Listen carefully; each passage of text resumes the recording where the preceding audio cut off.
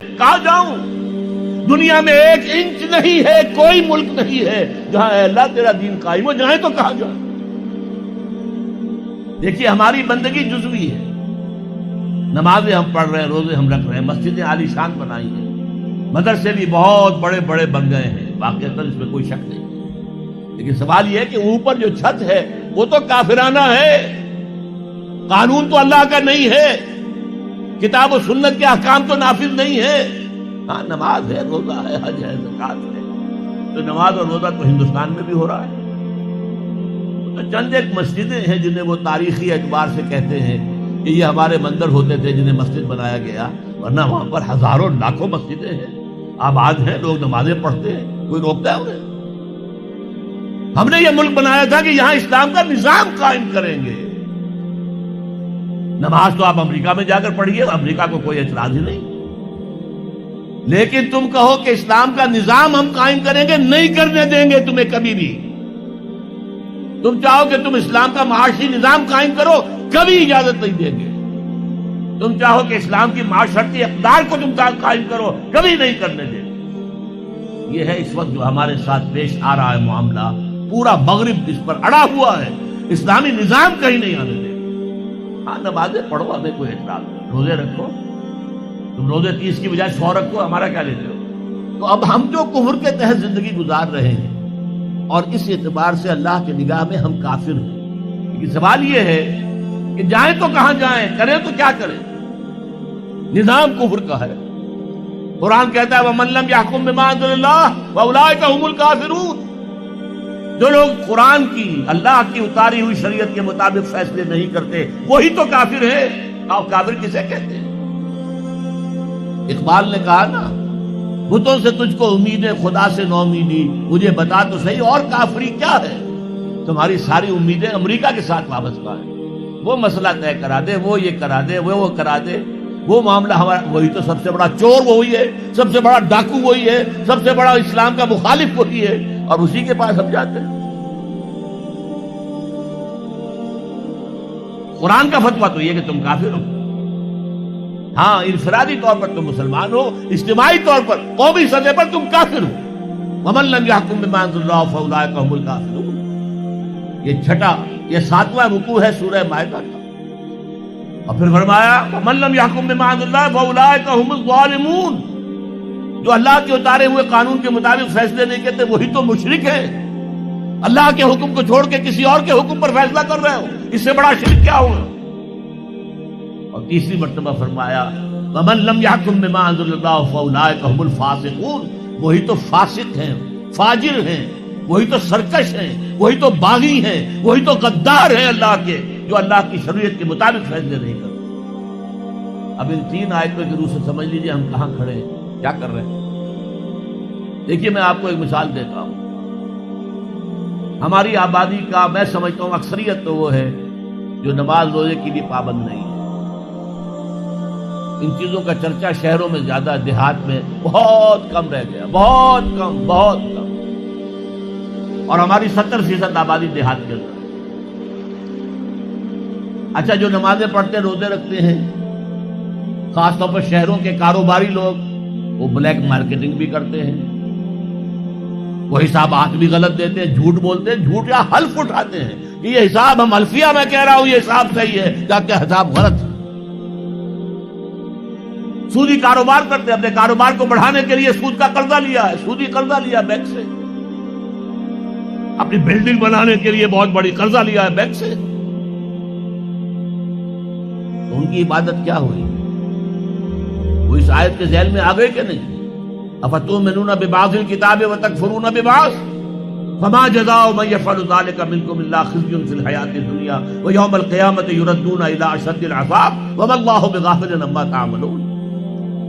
لیکن میں ان کو بھی چھوڑتا ہوں۔ فرض کیجئے ایک شخص ہے، نماز پڑھتا ہے پوری 5 وقتہ مسجد میں، رمضان کے روزے رکھتا ہے، اور بھی اللہ توفیق دیتا ہے، ایام 20 کے روزے رکھ لیتا ہے، یا ہفتے میں 2 روزے رکھتا ہے، سوموار کے اور جمعرات کے وغیرہ، زکوٰۃ دیتا ہے، کاروبار بھی سارے حلال کر رہا ہے، حرام نہیں کر رہا، سود میں بھی براہ راست ملوث نہیں ہے، نہ پیسہ سود پہ اوپر بینک میں رکھ کر سود کھایا، نہ سود پر قرضہ لے کر کوئی اپنا کاروبار بڑھایا، نہ کوئی اپنا کارخانہ لگایا، نہ کوئی اپنی بلڈنگ اونچی بنائی۔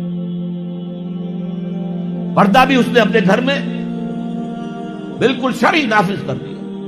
وہ اس پورے اسلام پر کاربند ہے جس میں وہ کاربند ہو سکتا ہے اس وقت، لیکن وہ اس قوم کا فرد ہے جو قوم اللہ کے فتوے کے مطابق کافر قوم ہے،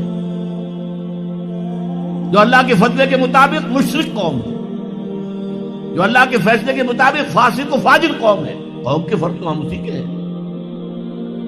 چور کا ہاتھ تو نہیں کاٹا جا رہا، ڈاکوؤں کو وہ سزا تو نہیں جا رہی سورہ مائدہ میں جو آئی ہے، ان کے ہاتھ اور پاؤں مقابل سم سے کاٹ دیے جائیں، یا یہ کہ انہیں ملک سے باہر دفع کر دیا جائے، قتلوا تقتیلا، ان کے ٹکڑے کر دیے جائیں۔ ڈاکوؤں کو کوئی سزا ملتی ہے ایسے؟ لیکن اصل میں جو لوگ شور مچا رہے ہیں وہ ہیں جو کہتے ہیں کہ یہ اسلامی سزائیں وحشیانہ ہیں۔ بے نظیر بھٹو کا کہنا ہے یہ وحشیانہ سزائیں ہیں، اللہ کی دی ہوئی سزائیں وحشیانہ ہیں۔ معاذ اللہ ثم معاذ اللہ ثم معاذ اللہ کلمہ کفر ہے۔ اب اس کا کیا علاج ہے ہمارے پاس؟ کیا کریں؟ میری بات کو توجہ سے سنیے۔ اس نظام باطل کو ذہناً تسلیم مت کرو، اس نظام باطل کی خدمت مت کرو۔ Don't reconcile with it, don't serve it, don't support it. اس نظام کے تحت پھلنے پھولنے دولت مند بننے کی کوشش مت کرو، بلکہ اپنی زندگی کو سکیڑو، اپنی ضروریات کو کم کرو، اپنے آپ کو ذرا آزاد کرو، اپنا وقت، تاکہ اس وقت کو تم لگا دو اس نظام کے خلاف جد و جہد میں۔ ایک ایسی جد و جہد، ایک ایسی کوشش کہ اس نظام باطل کو جڑ سے اکھیڑ کر پھینکنا ہے اور اس کی جگہ نظام حق، دین حق نافذ کرنا ہے۔ یہ جد و جہد اگر کرو گے، تن من دھن لگاؤ گے، تو یہ کفارہ ہو جائے گا کہ تم کافرانہ ملک میں رہ رہے تھے، جس کا نظام کافرانہ تھا۔ تم چاہے اپنے آپ کو مسلمان سمجھتے تھے، لیکن نظام کافرانہ تھا جس کے تحت تم زندگی گزار رہے تھے۔ ہاں، اگر یہ کرو، اے اللہ میں نے اس نظام کو ذہناً تسلیم نہیں کیا، اے اللہ میں نے اس کی خدمت نہیں کی، میں نے اسے سپورٹ نہیں کیا، اے اللہ میں نے اس کے درمیان اس کے نیچے رہتے ہوئے عیش کرنے کی کوشش نہیں کی، اے اللہ بلکہ میں نے کم سے کم اپنی ضروریات کر کے وقت نکالا اور اس کے خلاف جد و جہد کی، اس نظام کو اکھاڑ کر پھینکنے کے لیے کوشش کی، اور تیرا نظام لانے کی جد و جہد کی۔ لا نہیں سکے تو اے اللہ ہم کیا کریں؟ ہمارے اختیار میں تو نہیں ہے، وہ آئے گا تو اسی وقت جب تیری مرضی ہوگی، تیرا منشا ہوگا، لیکن ہم نے اپنی زندگی لگا دی۔ اگر تو یہ ہے تو کفارہ ہو گیا۔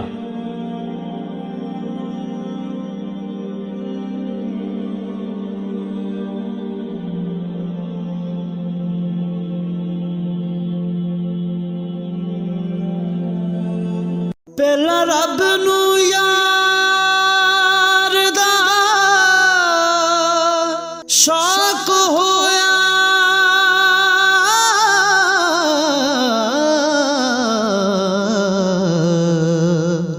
نبی پاک دا کرن جمال مائیں آیا وہی لے کے ہویا ترت حاضر، تے لیا یار نے یار نو پھال مائیں۔